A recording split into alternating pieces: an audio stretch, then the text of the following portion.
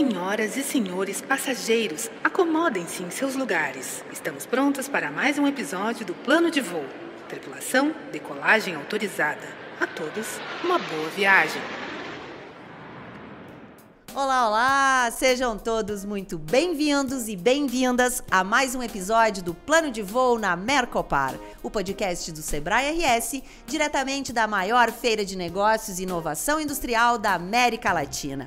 Eu sou Alexandra Zanella, jornalista, empreendedora e a mediadora deste podcast. Nosso voo está decolando de forma presencial do estande do Polo Sebrae de Indústria aqui na Mercopar. Acompanhe o podcast Plano de Voo no Spotify e no canal do YouTube do Sebrae RS e descubra tudo o que está rolando. Nosso plano de voo na Mercopar tem como passageiro especialíssimo o Marcos Troirro. Presidente do Novo Banco de Desenvolvimento, diplomata, Marcos já foi vice-ministro da Economia do Brasil, responsável pelo comércio exterior e assuntos internacionais, além de ter atuado como governador suplente do Brasil no Banco Interamericano de Desenvolvimento e é membro do Comitê de Desenvolvimento do Banco Mundial. Com um currículo desse, Marcos, que prazer te receber aqui no nosso episódio do Plano de Voo. Prazer é meu, Alexandre. Obrigado pela oportunidade. Obrigado, Leonardo. Realmente uma chance espetacular, né, de ver como Caxias do Sul, como o Rio Grande do Sul, como o Brasil no limite está na fronteira daquilo que a gente poderia chamar a nova revolução industrial, né, a indústria 4.0, como nós estamos fazendo parte, né, do desenho do futuro nesse setor que é tão fundamental para a prosperidade da economia brasileira. E quem me acompanha hoje, mais uma vez, é o Leonardo Rita, analista de competitividade setorial do Sebrae RS. Sempre bom te receber aqui, Léo, meu super companheiro nessa jornada. Tudo bem, Alexandre? Tudo bem, Marcos? Pessoal que está assistindo e ouvindo. Prazer voltar aqui e falar de indústria novamente. Para mais sobre esse tema tão importante. Foi a industrialização que transformou o Brasil em um país relativamente desenvolvido e nos permitiu figurar entre as mais importantes economias mundiais. Contudo, a partir da década de 80, o ritmo de crescimento estagnou. Nas duas últimas décadas, diversos choques afetaram profundamente as cadeias globais de valor. A quebra do Lehman Brothers, crise financeira mundial, o estremecimento da relação China e Estados Unidos. A redescoberta da importância da indústria está ocorrendo ao mesmo tempo que mudanças tecnológicas na própria indústria. O surgimento da indústria 4.0, como já conversamos aqui em outros episódios também, abre oportunidade para renovar o setor industrial e tornar ele mais competitivo, como o Marcos, na sua introdução, já trouxe. Marcos, a gente ouve você falar muito sobre deixar de falar de reindustrialização e falar sobre neoindustrializar. Eu queria que tu nos explicasse um pouco esse termo. A gente deu o Google, foi em busca, mas é um termo bastante novo. Esse termo foi cunhado por você? Eu sinceramente, Alexandre, não sei se eu sou o primeiro a falar sobre neoindustrialização, mas eu entendo que essa é uma palavra muito mais apropriada para descrever os fenômenos que nós estamos vivendo e também para descrever as chances que se abrem ao Brasil do que simplesmente esse tema de reindustrialização, né?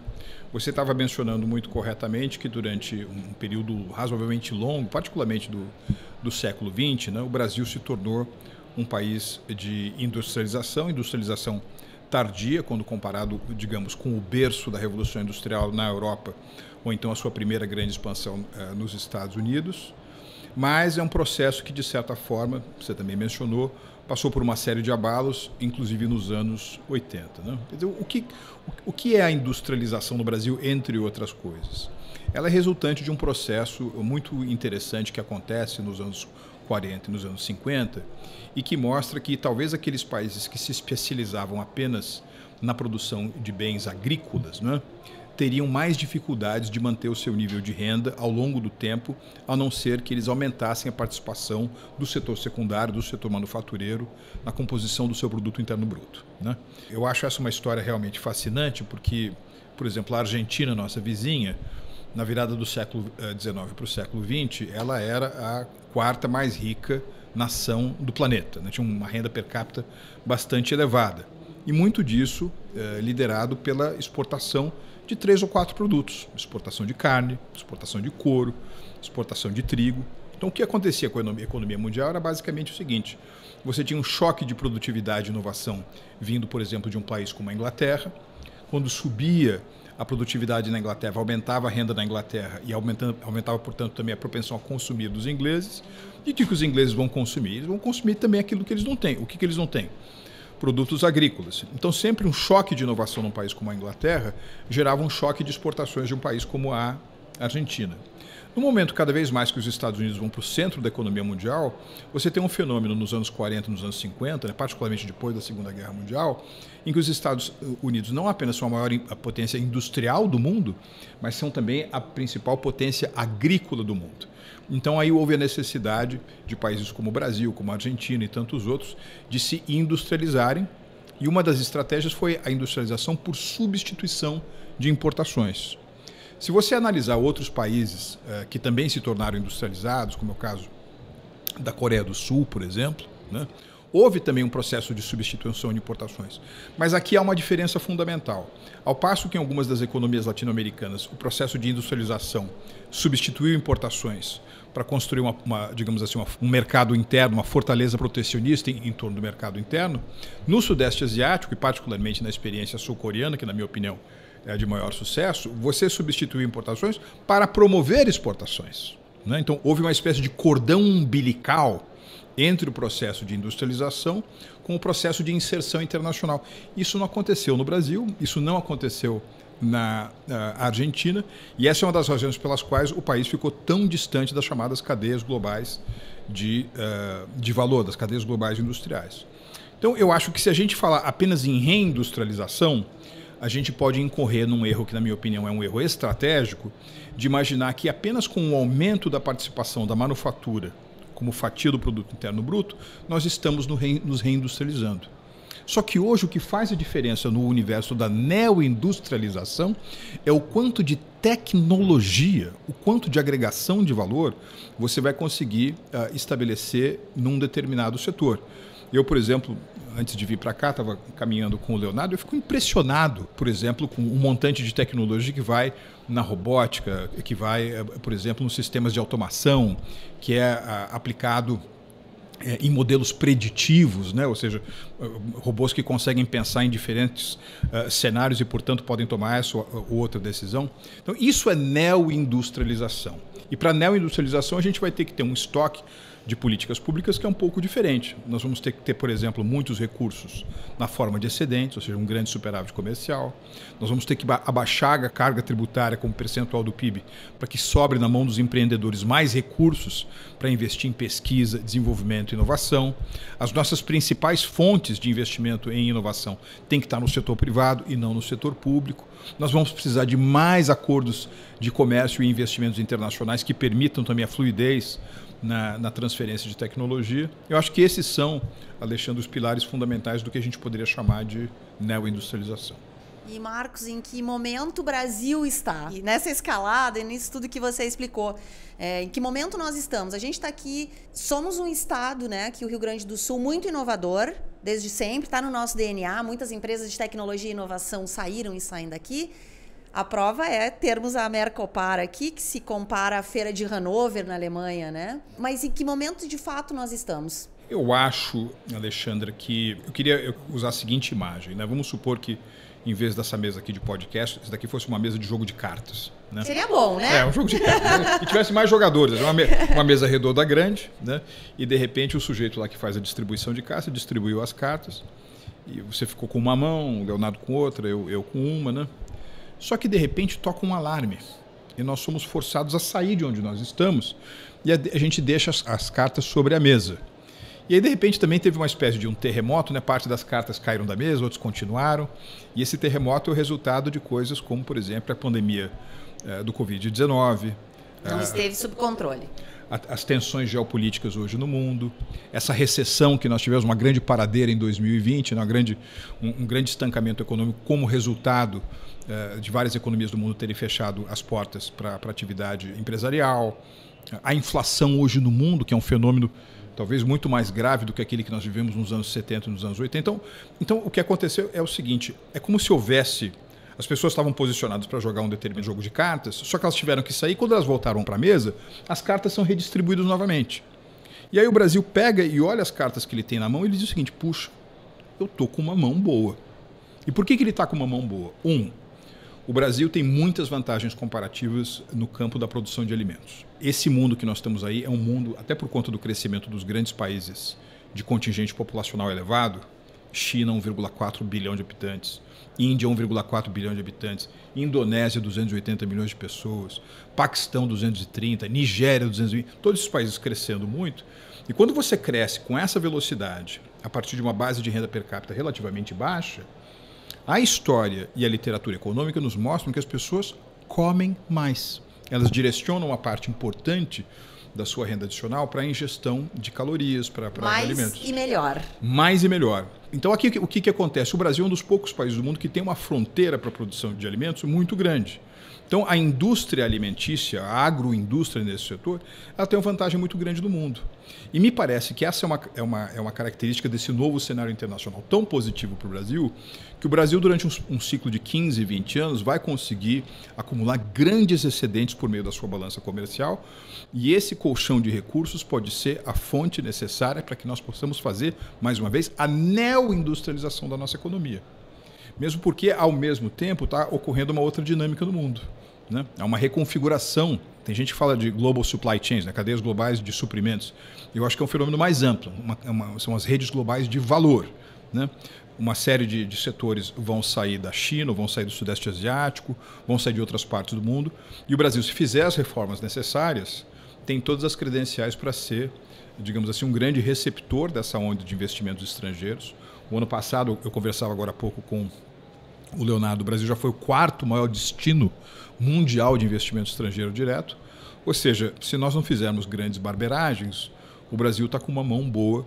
Eu acho que um desafio que poderia ser alcançado, eu gosto de dar número às coisas, né? Ótimo. Se nós crescermos durante 2 décadas, né, a uma taxa de 3,5%, o Brasil dobra a sua renda per capita num período de uma geração de 20 anos. Ou seja, o Brasil poderia ter uma renda per capita semelhante à renda dos países europeus da franja mediterrânea. Tudo bem. E como é que vamos fazer isso? Como fazer isso? Como fazer essa transformação? Tem que estar todo mundo na mesma página, tem que estar as instituições, o governo, poder público, entidades, a comunidade. Como é que a gente junta tudo isso para fazer de fato essa transformação? Nós não precisamos estar todos na mesma página, mas muitos de nós precisamos estar na mesma página, porque se você examinar, Alexandra, todos os grandes milagres econômicos de 1945 para cá, então vamos lá, Alemanha, Japão, a China desde 1978, o Chile num determinado momento, a Espanha desde 1982,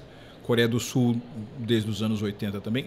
Você vê, são países que são muito diferentes. Uns são asiáticos, o Chile latino-americano. São diferentes países que vêm de diferentes extrações civilizacionais, adotando diferentes regimes políticos. Agora eles têm uma coisa em comum. Todos eles têm uma coisa em comum. Todos eles cresceram por meio de privilegiar a inserção internacional, o comércio exterior, como principal alavanca do crescimento econômico. Não há exceção. Eu me lembro, por exemplo, quando eu estudei economia nos anos 80, comecei a estudar economia, que era o seguinte: bom, os países que crescem são os que exportam, ou os países que exportam são aqueles que crescem, né? Eu acho que essa pergunta está respondida pela experiência concreta. São os países que exportam, ou seja, que se inserem internacionalmente, os que crescem, à luz desses exemplos de sucesso que eu mencionei para você. Então, você me perguntou como fazer, né? Então, mais uma vez, onde é que o Brasil pode acumular grandes excedentes hoje por meio da inserção internacional? É no setor agroindustrial, né? Então, nós podemos acumular grandes excedentes. O que a gente vai fazer com esses excedentes? O que o Brasil precisa fazer com esses excedentes? Aproveitar para baixar a carga de impostos como percentual do produto interno bruto, prosseguir no caminho das reformas estruturais, ou seja, melhorar o ambiente de negócios e permitir que uma parte importante desses recursos excedentes que estão disponíveis flua para a mão dos empreendedores para que sejam investidos no âmbito da empresa em processos de pesquisa, desenvolvimento e inovação. Qual é a grande marca da Mercopar? Não é a principal feira de automação industrial, inovação industrial da América Latina? Então, essa palavra inovação aqui ela é muito importante.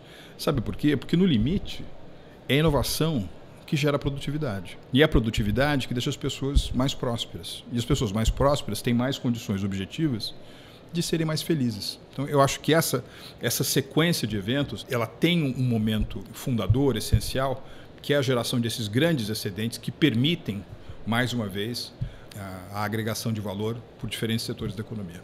A gente conversava antes, numa outra gravação aqui, que o Brasil e outros países da América Latina, por conta de toda uma situação mundial, a tensão entre China e Estados Unidos, por exemplo, pode se beneficiar muito disso. Empresas, hoje a América Latina, né, o Oliver falava aqui antes, que a América Latina hoje está sendo vista como um país seguro, nós não vamos, dificilmente entraremos em guerra, então as empresas têm. Como é que você vê isso, assim, essa oportunidade? Tu também vê isso como uma oportunidade aqui pra gente no Brasil? Eu mesmo, uma oportunidade, Alexandra, minha única preocupação... Importante, né? Levantarmos as preocupações também. Eu acho que uma coisa que a gente precisa estar atento é evitar qualquer grau de mecanicismo ou de automatismo. No sentido, porque a situação econômica se apresenta favorável a nós, logo nós não precisamos fazer nada. Você está entendendo? Não é assim. Tem 2 exemplos que eu gosto de dar para ilustrar isso, né? Daqui a alguns dias nós vamos começar a Copa do Mundo do Catar, não é isso? De Copa do Mundo de futebol. Então, quando você vai jogar a Copa do Mundo, que é um torneio curto, né? Dura menos de um mês, o que você faz? Você olha para o seu grupo e você fica torcendo para que no seu grupo não tenha adversários muito fortes. Por quê? Porque ao começo da competição o time vai treinando, jogando. E aí você fala assim, bom, mas se o meu time terminar em primeiro da chave, ele vai pegar o segundo de um outro grupo. Então quem é o potencial segundo do outro grupo? Aí se eu passar por esse jogo, eu vou pegar quem no próximo confronto. Então, se você olhar o caminho do Brasil até a final da Copa do Mundo, eu acho que ele é um caminho bom, tá certo? Ou seja, essa série de características fragmentárias que você descreveu do mundo cria um caminho interessante para o Brasil, um caminho potencial interessante para o Brasil, de se neo-industrializar, de aumentar a participação do comércio exterior como percentual do produto interno bruto, de elevar a sua renda per capita de forma sustentável ao longo do tempo. É um caminho bom. Só que para cada uma dessas coisas você tem que jogar o jogo jogado, tá certo? Se de repente, por exemplo, o Brasil para de fazer reformas porque acha que o cenário internacional lhe é favorável, isso não vai ser bom. Se o Brasil olha o número de investimentos estrangeiros diretos e diz estamos com um fluxo interessante, portanto nós não precisamos mais promover reformas competitivas, isso não é bom.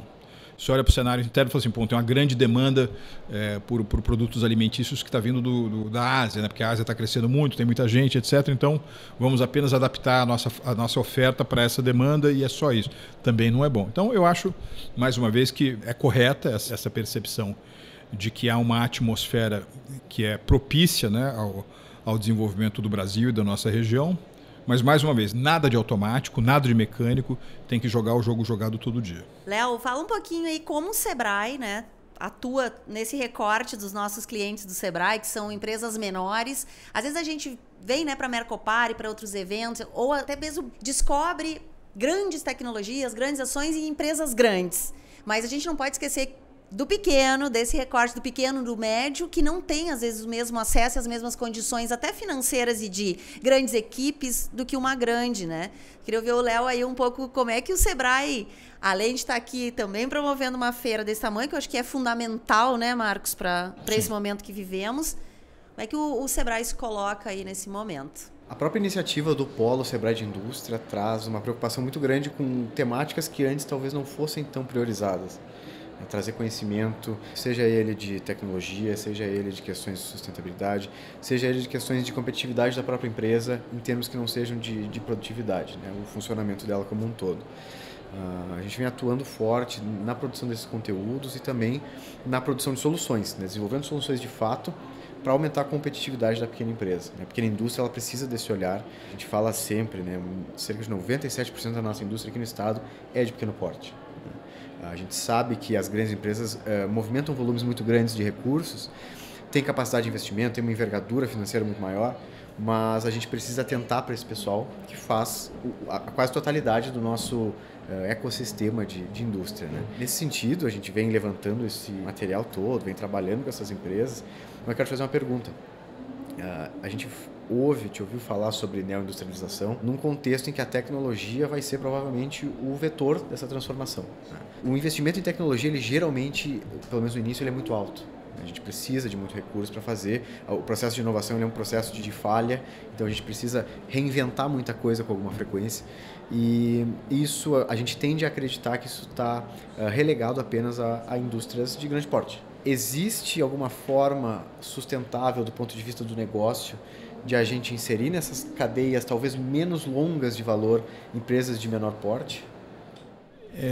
O que você está dizendo, Leonardo, é tão importante, e eu só queria talvez sublinhar essa relevância com uns 2 ou 3 pontos de partida. O primeiro deles é o seguinte: o grande empregador da economia é a pequena empresa.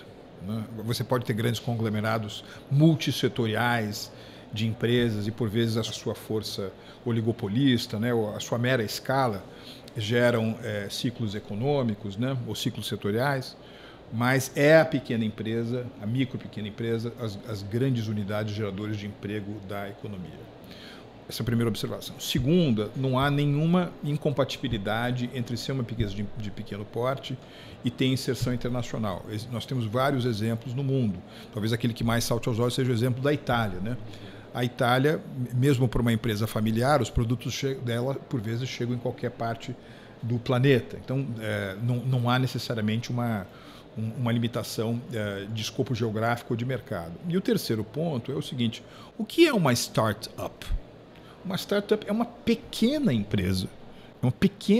Aliás, essa expressão ela não existia na maneira pela qual a gente conhece 30, 40 anos atrás. Não é da época da Alexandra, mas, por exemplo, os Rolling Stones. Eu vou aceitar esse elogio aí, tá? Eu vou aceitar. Eu vi que ela gosta mais dos Beatles do que dos Rolling Stones, mas os Rolling Stones, por exemplo, tinha um álbum, acho que do começo dos anos 80, e a primeira faixa era assim: If you start me up, quer dizer, start me up. Startup significava alguma coisa que não estava vinculado ao que a gente veio depois aprender, que era uma unidade empresarial geneticamente pequena, que por vezes começa de uma garagem, grandes ideias de empreendedorismo e inovação, acesso a capital anjo, e que num espaço de um curto período de tempo se torna uma empresa transformacional, transformadora e de escala global.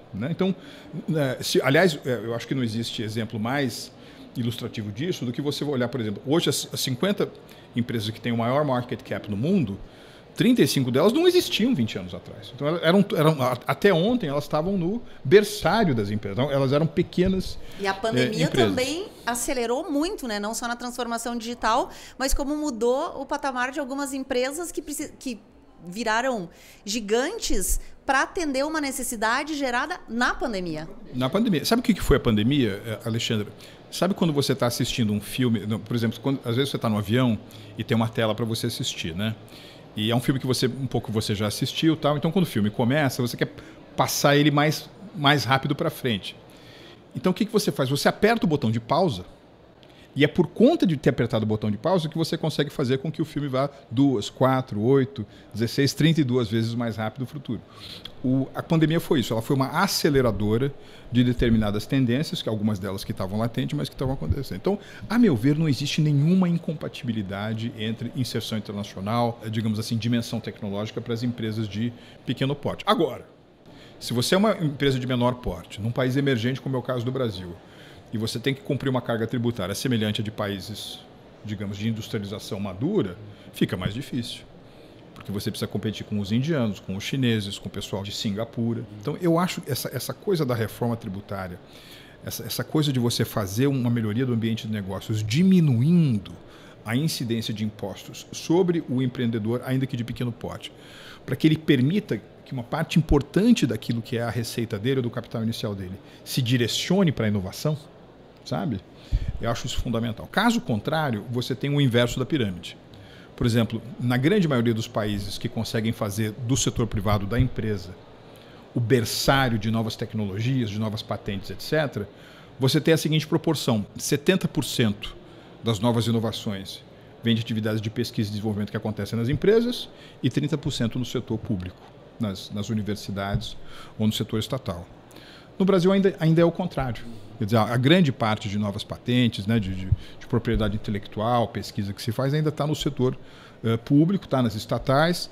E aí as correias de transmissão entre a atividade, digamos assim, de pesquisa e aquilo que vai se tornar uma nova patente, uma nova tecnologia, é um caminho mais longo e difícil. Então, é muito importante que a gente consiga trazer esse coração da inovação para o âmbito do setor privado e também para as empresas de menor porte. Olha, a gente poderia ficar aqui a tarde inteira falando sobre isso e faltaria tempo. Mas nós estamos precisando encerrar esse episódio porque o Marcos tem, dentro de 7 minutos, uma palestra, certo? Que é do outro lado de onde a gente está no estúdio. Ele precisa caminhar até lá. Então, Marcos, demais, obrigado. O Plano de Voo te agradece. Estamos sempre de portas abertas para decolar junto. Muito obrigado, Alexandre. Obrigado pela oportunidade, Leonardo. Obrigado. Léo, obrigada por mais essa. Volta sempre. Voltaremos. Obrigado.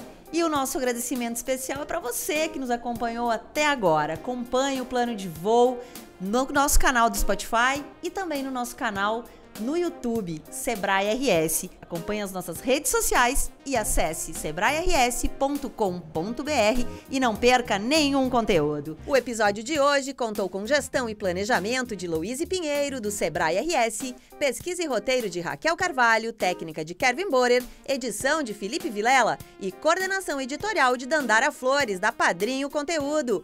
Eu sou Alexandra Zanella, um abraço carinhoso e até a próxima semana. Plano de Voo, o podcast do Sebrae RS.